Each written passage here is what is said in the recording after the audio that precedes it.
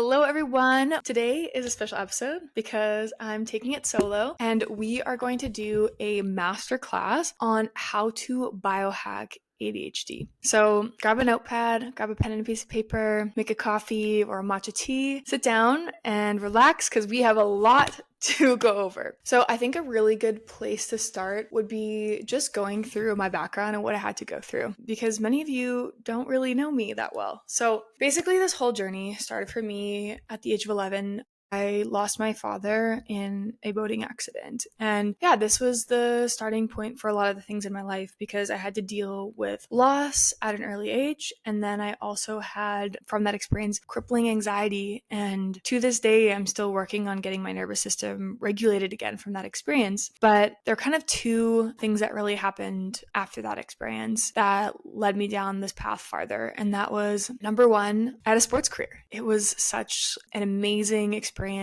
playing volleyball at the university level. And this is what really got me interested in human performance. And then that trauma, that loss of my father, and then I had a few other close family members die, it really put me on this journey of figuring out how to transform pain, and not only just transform that pain to grieve it and let go and be okay again, but how do you take that and use it as fuel and become the best version of yourself? So my life's mission really has been learning how to transform fear and pain and convert that into love. And so along this journey, I had anxiety. I got a late ADHD diagnosis when I was studying my first degree in college, and I was very heavily medicated.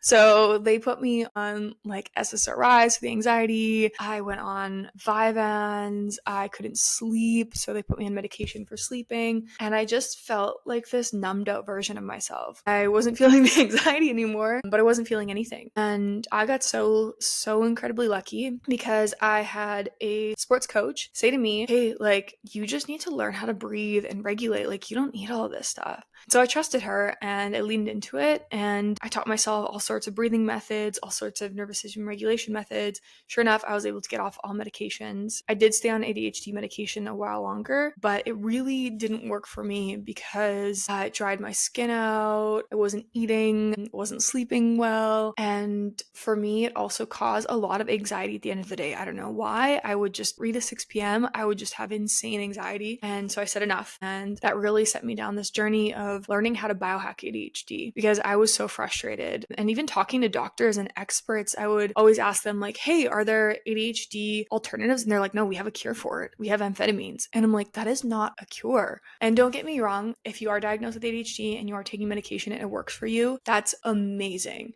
And if you want to keep going with it and you're happy with it, there's no problem with that. But there is a large population or percent of the population that does not work for them. And if it doesn't, there are so many alternatives that help. So that was a long-winded explanation of how I got here. If you want a little more on my background, I studied chemical engineering. I initially wanted to be a doctor, but then I just didn't really agree with a lot of Western allopathic medicine, just how it's a disease treatment model, not a disease prevention model. So I went into engineering and studied chemical engineering. I worked in big pharma, neuroscience. I worked in the psychedelic space. I'll have to do an entire podcast on my experiences working with psychedelics and in the psychedelic space as an engineer. And then I got into content full time. That's a little bit about me, my background. Now that you have the full scope of what brought me here, let's dive into it. So when I start working with people, the number one thing that I like to work on first and throughout the whole duration of us working together and beyond that is reframing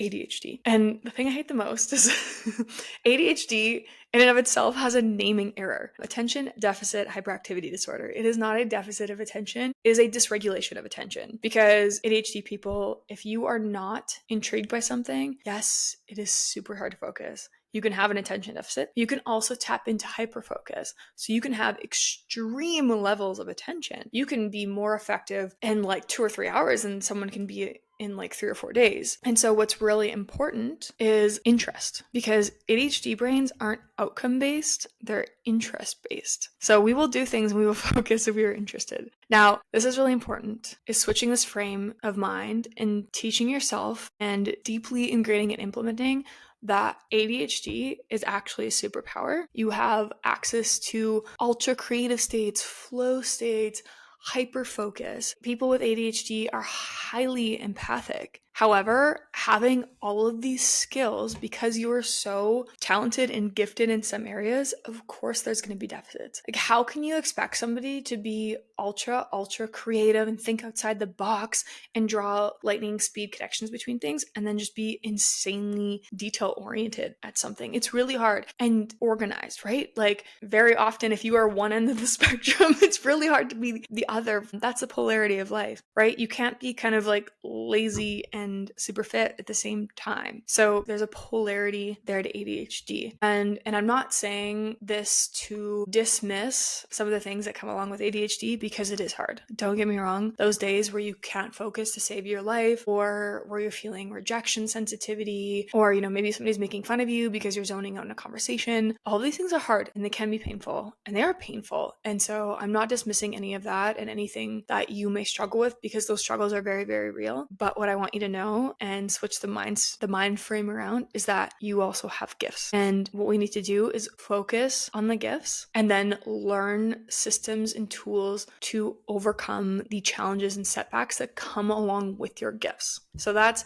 ADHD reframe number 1. It is a gift. You have special talents. You can tap into these talents. Society has just not taught you how to step into these talents and has not given you systems and infrastructures for you to thrive. You're enough. You're worthy. All right, let's go. Reframe's done. Okay, so number 2, I go through this in great detail in my Biohacking ADHD ebook, and in my coaching programs, I can, hold your hand and walk you through this entire process. But this is the pyramid for how to become a superhuman with ADHD. Imagine you have a pyramid, not a period, and at the base of the pyramid is the foundation. So the foundation for focus, for mood, for anything is your overall health and wellness. So sleep, movement, nutrition, that's the foundation. Because if anything is out of whack, like if your body is in survival mode, and this goes for the next tier 2. So if your body is focused on surviving, it's not going to be prioritizing organization, right? Like if you're not getting enough nutrients in,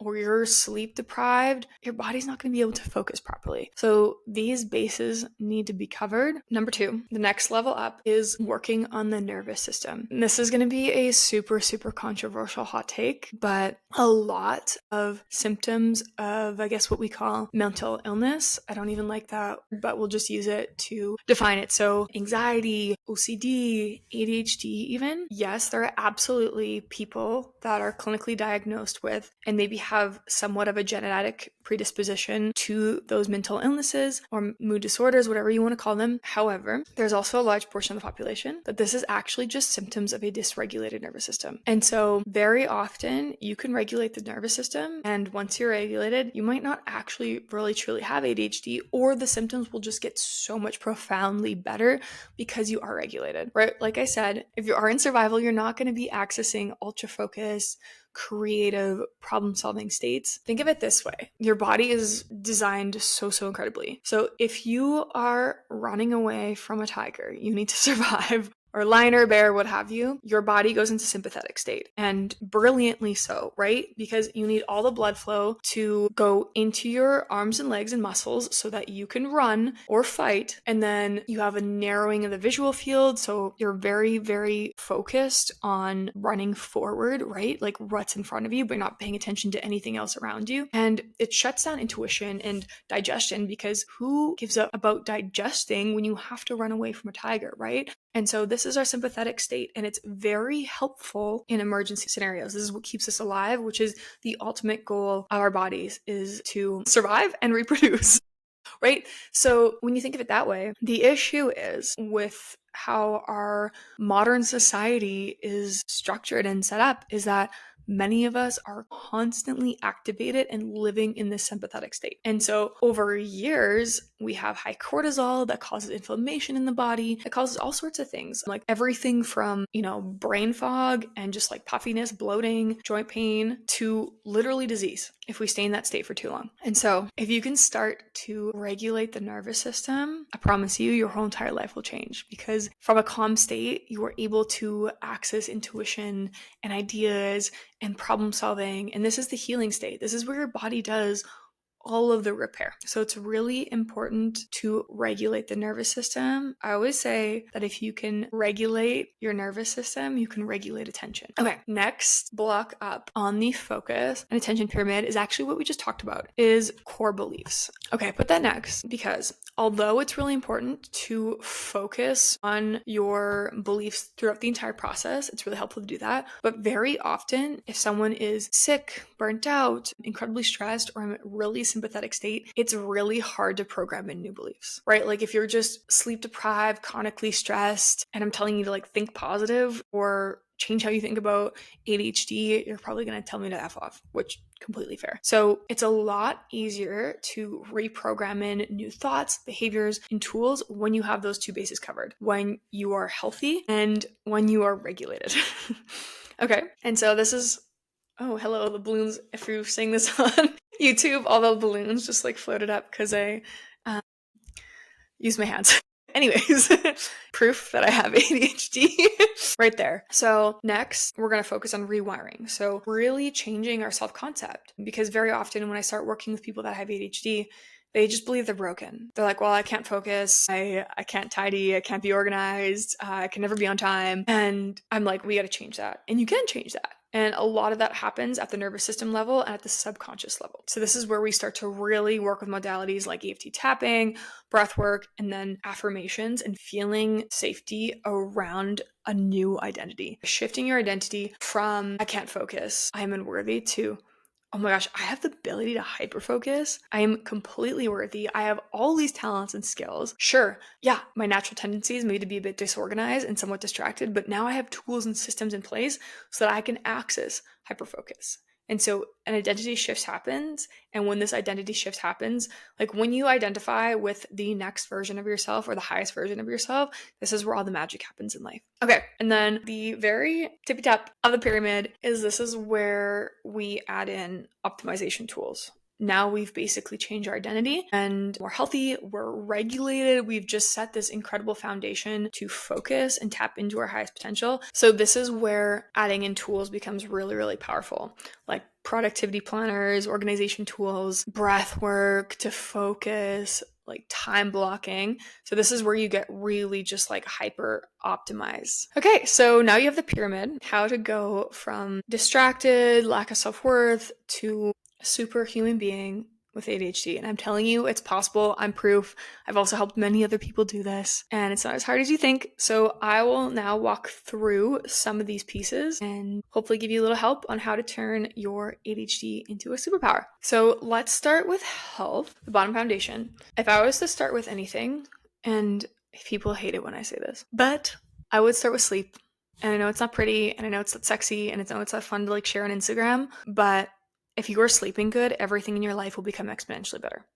You'll have more control over your thoughts. It'll be easier to implement new habits. It will like help with memory consolidation, making your neurotransmitters, like your digestion, everything will be better if you're sleeping a solid 7 to 9 hours and hitting REM. So I would work on optimizing sleep. A few of my like just super quick sleep tips would be, be really careful with caffeine intake. Stop taking caffeine after 2 p.m. Dim your lights like an hour or two before you go to bed, and have a sleep routine, have a wind down routine. Okay, next we'll do a little bit of a nutrition bomb here. So what you eat as someone with ADHD is really, really important. And I go through this in a lot more detail in my ebook and in my coaching. But okay, two things. Number one, protein intake. Protein is your best friend. We need protein because protein is necessary. We need amino acids to build neurotransmitters like dopamine, serotonin. So that's acetylcholine, like really, really, really important protein intake. What I recommend to my clients is have a high protein breakfast. So you're starting your day with protein, and that will also help to balance your blood sugar levels, your cravings. So start the day off like 30 grams of protein. I'm a big fan of eggs. I always just like hard boil eggs and make sure I have like 2 ready to go in the morning. Protein shakes are helpful too if you need something really quick. But yeah, so protein. And then the next thing I would focus on is balancing your blood sugar. And this can seem like a pain in the butt and a lot of effort.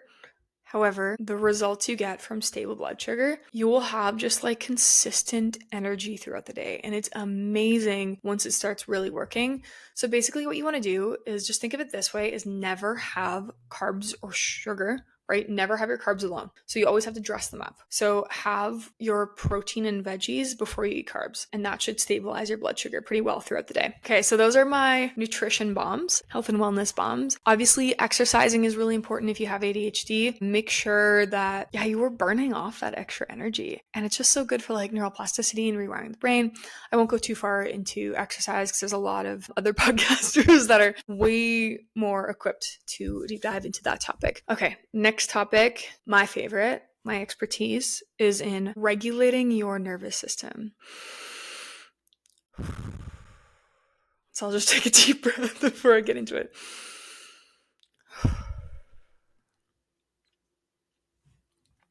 So learning how to get yourself out of fight or flight. And this is also going to be very much on an individual basis. So what I recommend is, check out my Instagram, check out some of my posts, check out my ebook, try my acupressure videos, try EFT tapping, find out what works for you, try physiological sigh, because everyone's different. And some tools you might be like, okay, this is ridiculous. Like I'm not pressing the bottom of my foot when I need to calm down.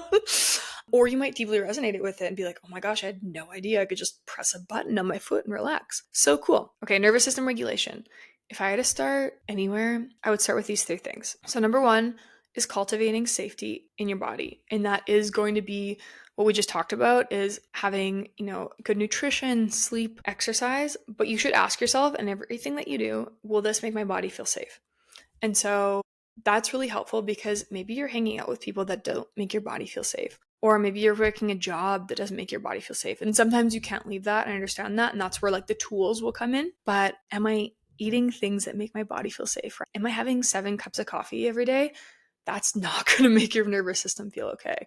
Like very often when I start working with people, I tell them to just like, let's quit caffeine until you're regulated and feel okay again. And then we can slowly reintroduce caffeine. And a lot of people I work with never go back, just because, don't get me wrong, I love coffee. It has lots of health benefits. Don't shoot me for saying this, but it's just, if you are dysregulated, if you are someone who's constantly like clenching in fight or flight, like caffeine really doesn't help. So yeah, making choices, every single choice, ask yourself, does this make my body feel safe? Okay? Will scrolling on TikTok till 2 a.m. and losing sleep and comparing yourself to other people make your body feel safe? Probably not. Okay, piece of advice number 2 for nervous system regulation: start and end your day calm. Because if you enter your day calm, chances are you're going to carry that energy throughout the day with you.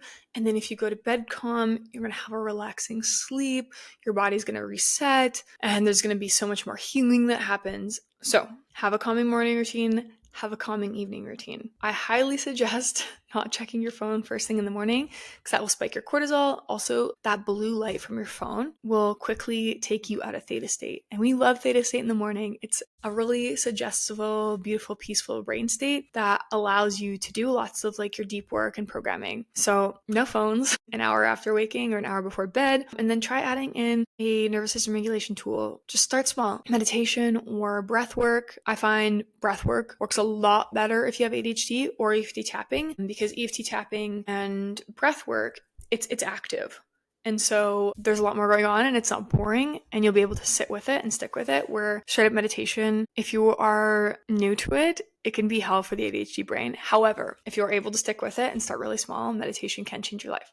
So I'm very pro meditation, but I just completely understand that if you have ADHD, it's really hard to tap into that. Another thing I also love is journaling. I always tell my clients, like, write 3 full pages of journal entries, 3 full pages, like literally just brain dump, whatever you want to say, get it out of paper, and you will start your day so much more clear-headed. It's absolutely incredible. Journaling has changed my life.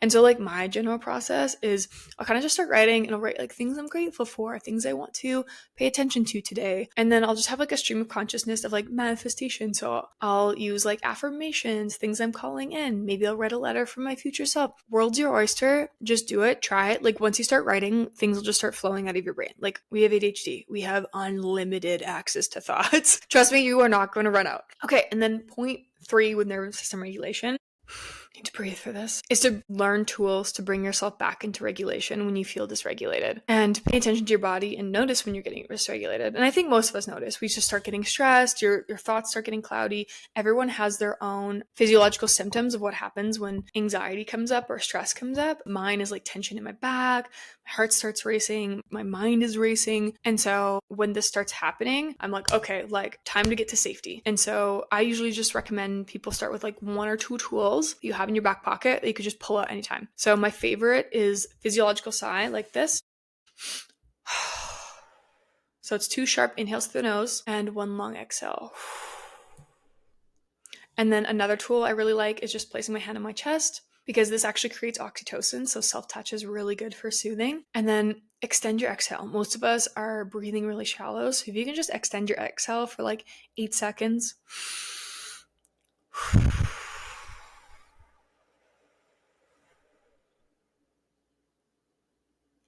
That should calm you right down. You can also try humming on the exhale. This is amazing for tapping into the vagus nerve, but I understand if you're like in an office and humming, it might look a little weird. But try it with me. Inhale and hum.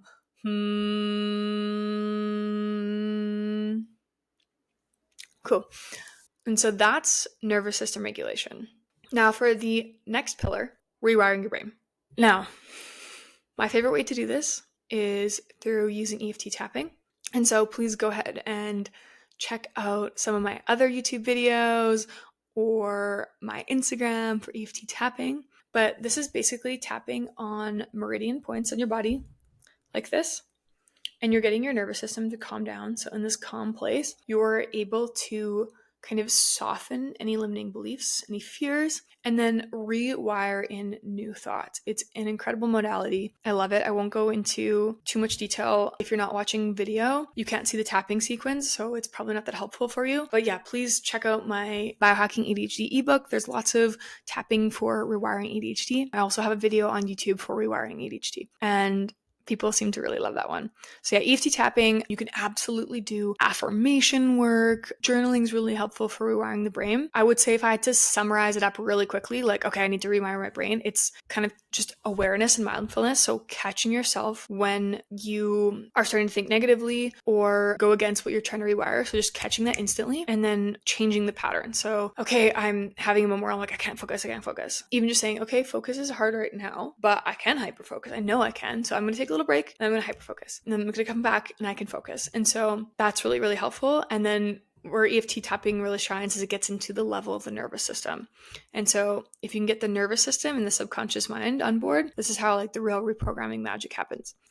Okay, and at the top of the pyramid, we have optimization tools. There's so many good things out there. My favorites that I can just rip off the top of my head would be bionic reading. Oh my gosh, everyone needs to try bionic reading. It's so cool. So basically, whatever you have to read, especially if it's like a long document or word page, you can copy and paste it, put it into bionic reading, and it will highlight, I think it's just the beginning of the words, but the way it highlights it, it allows your eyes to stay on the line and focused and read much faster. It's really, really cool. It's hard to explain, but I highly recommend trying that bionic reading, especially if you're someone who just starts reading and then they get lost in thought and you have to come back to it and start over again. Incredible. Bionic reading. Definitely like organization. Oh my gosh, there's so much I can say on this. Outsource it. Outsource it all. Memory and organization. Unfortunately, with ADHD, our storage requires a lot of space for downloads and ideas and problem solving, but not so much for memory retention. And so I literally just in my notes app have like my daily to-do list that I live and breathe and die by. And then for my company, I have Monday.com, which is a project management software. And so anything I need to do, any follow-ups, like literally anything either goes in my notes app like daily task list or in my Monday board. And so my memory is outsourced to that and I set reminders on my phone for everything. So that's memory and organization tools. One tool that's really, really profound for hyper-focused states and relaxation is using your eyes, because a lot of our brain power goes to our eyesight. It's incredible. And so we can actually change our physiology with our eyes and our physiology changes our eyes. It's like a two-way highway, right?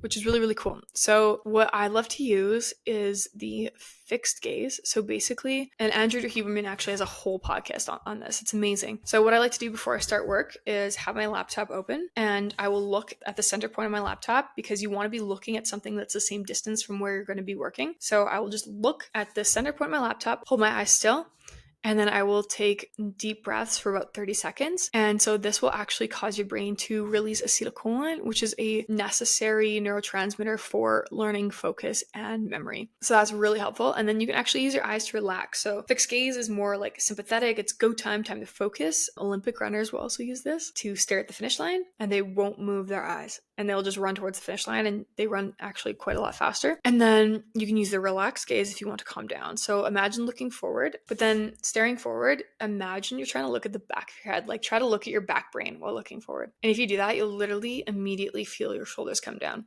Pretty cool, right? I hope a bunch of you just tried it. So that is basically a kind of sample of all the tools, not all of them, but a sample of tools that you can use to optimize ADHD. I've been rambling for quite a while now, but if you would like more tools, more information, or maybe like a little guide on how to do this, I have an ebook called Biohacking for ADHD, and I made it specifically for ADHD brains. Like, you don't have to read the whole thing. It's something like 90 pages. You basically just click on like, I need help with this. Like, I'm feeling dysregulated. I need help with nervous system regulation, or I want to just go to that fixed gaze tool and find it, or find, how to stay organized or how to tidy with ADHD. You can just click and it'll take you to the page.